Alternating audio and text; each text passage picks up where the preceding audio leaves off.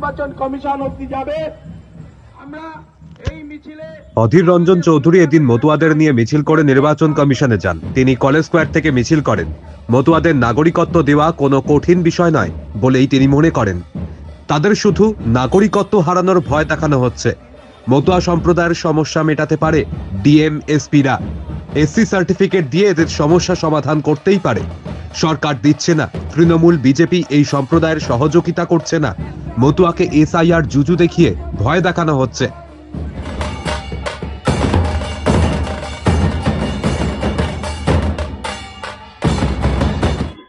আমাদের উদ্দেশ্য এসআইআর নাম করে মতুয়া নমশূদ্রের যেভাবে ভোট অধিকার থেকে বঞ্চিত করছে সেটা যাতে না হয়, এই মতুয়ারা যাতে নিঃশর্তভাবে নাগরিকত্ব পায় তার দাবিতে আমরা আজকের আমাদের এই ঘেরাও কর্মসূচি। আমরা মতুয়াই আছি।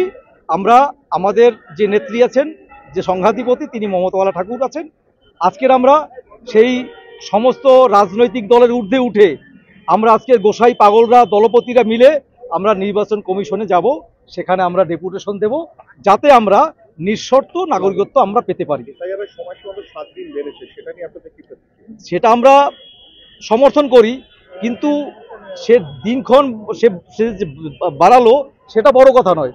বড় কথা হয়েছে আমাদের যেন ভোট অধিকার থেকে বঞ্চিত না করা হয়। 2024-এ আমাদের ভোটে যেসব সরকার গড়েছে, যেসব এমপি হয়েছে, এমএলএ হয়েছে, বিভিন্ন হয়েছে, কিন্তু তারা আজকের যদি আমাদের অবৈধ মনে করে তাহলে তারাও অবৈধ। শুনুন, শান্তনু ঠাকুরের পায়ের তলা থেকে মাটি সরে গেছে। তিনি প্রথম বলেছিলেন যে যদি সিএ ক্যাম্প করা হয় অন্তত 10 লক্ষ মানুষ বনগাঁ লোকসভা থেকে সিএতে ফর্ম ফিল আপ করবে, কিন্তু সেটা হয়নি। 10,000-এরও বেশি মানুষ ফর্ম ফিল আপ করেনি। একজনও মানুষ এখনো অবধি সিএতে নাগরিকত্ব পায়নি। কাজেই শান্তনু যেটা বলেছে সেটা মিথ্যা বলেছে, মতুয়াদেরকে ধোঁকা দিয়েছে। এমন কিছু বড় সমস্যা নয় মতুয়ারা, যা সমাধান করা যায় না। এসআইআর দুই সরকারের তৈরি করা জুজু। এদিকে দিদি, একদিকে দিদি, অন্যদিকে মোদি। বিএলওদের মৃত্যু হচ্ছে। ভারত সরকারের আইন আছে, হিন্দু হলেই ছাড় রয়েছে, মুসলিমদের ছাড় নেই। আমি এসেছিলাম এখানে মতুয়া সমাজের একটা অংশের মানুষের তাদের আশঙ্কা দূর করার জন্য। তাদের মধ্যে একটা আশঙ্কা আছে, একটা দুশ্চিন্তা আছে যে তাদের ভোটার অধিকার থাকবে না। তাই সেই বিষয়গুলো নিয়ে এদের আলোকপাত করবার জন্যে সম্প্রদায়ের যারা নেতা তাদেরকে সঙ্গে নিয়ে আমি সিও সাহেবের কাছে এসেছিলাম।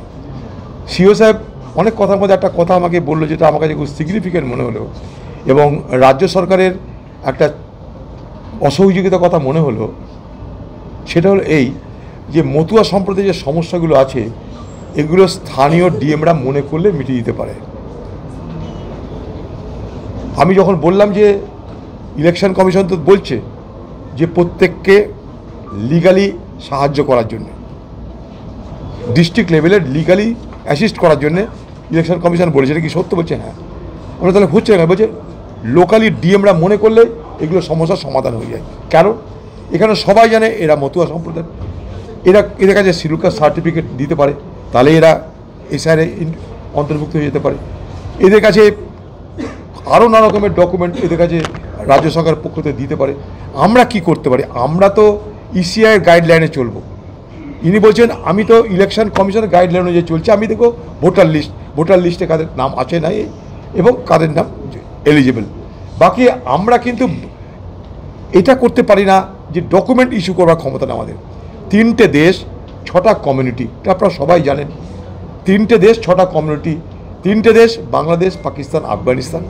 6টা কমিউনিটি আপনারা জানেন যে যারা বাংলাদেশ থেকে এসছে, হিন্দু, শিখ, খ্রিস্টান, যা পার্সি, যারা যারা আছে 6টা কমিউনিটি।